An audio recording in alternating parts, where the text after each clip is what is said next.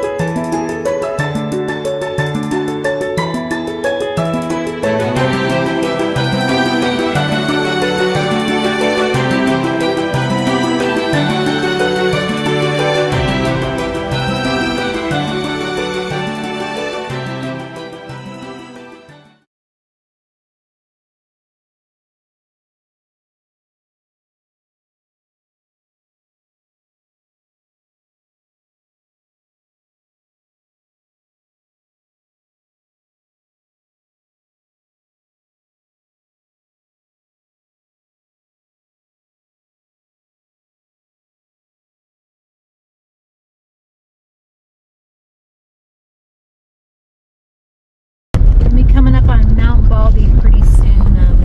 We're not gonna stop at the top. There's a bypass that can go up there. Well, it's a little bit rougher in some spots here. You can tell where there have been some washouts, but nothing crazy. So far, been moving along pretty quickly and pretty good. So right in front of us up here is Mount Baldy.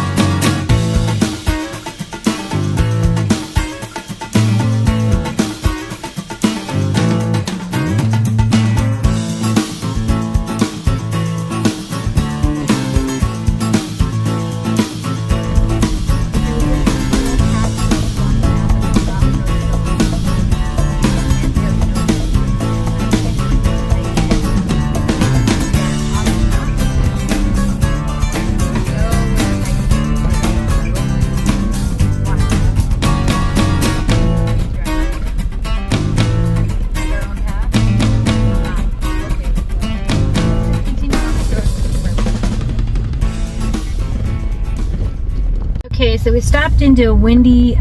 We're good. We stopped into Windy Campground. It's really not a campground. Where it's marked, we had to turn around. There was really no place where you could camp. As you enter, there is some spots, especially if you have a rooftop tent, which would be good. Not a really good place for a tent unless you have a cot. Pretty rocky ground and uneven. So the Windy Campground, one way.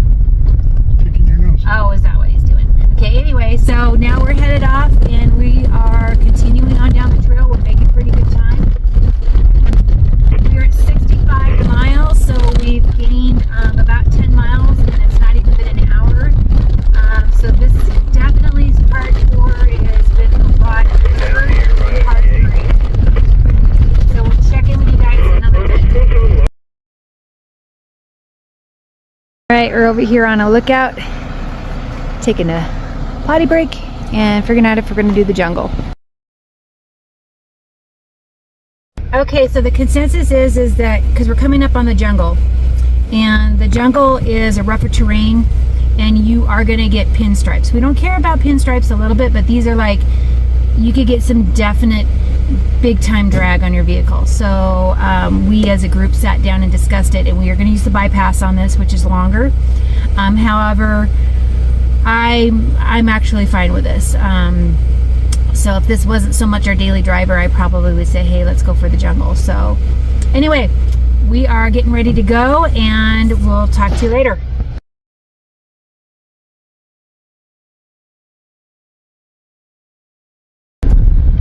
All right, here on the right is the hard right you take to take the jungle hill or the jungle, and that is what we are opting not to do at this point in time.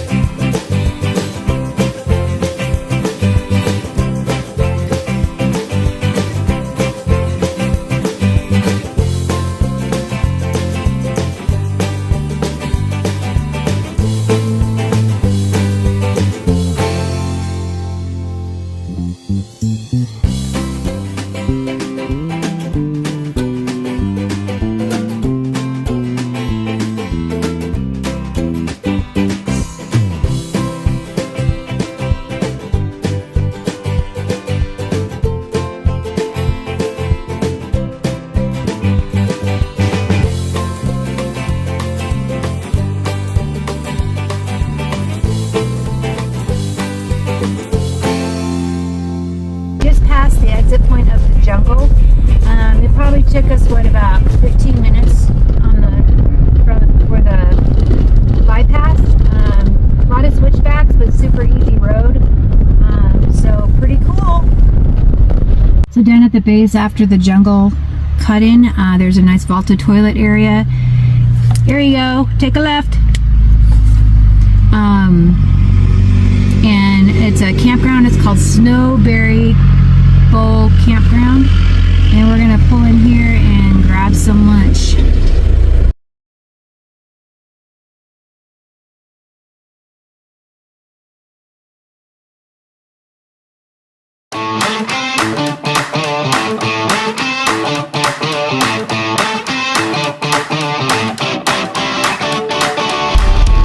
So they have a couple of areas for the bathrooms. Oh, we could have been down here. No camping. Nice little area down here. There are actually campsites. How many were there, Grace? 7. About 7 or 8. Little amphitheater thing, and then they have the toilets.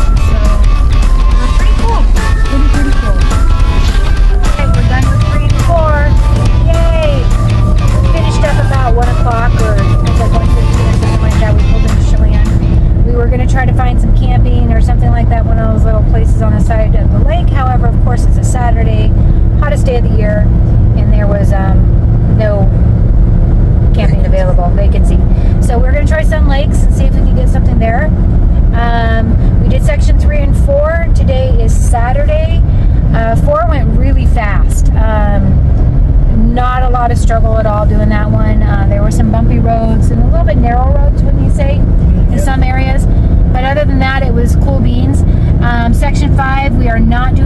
6 right now. 5 has fires on it. I think the Pioneer Fire is over by there, so we're not even going to be around there. And they have other things going on up there. So anyway, 3 and 4 are done. We started on Thursday at 7 a.m. and we finished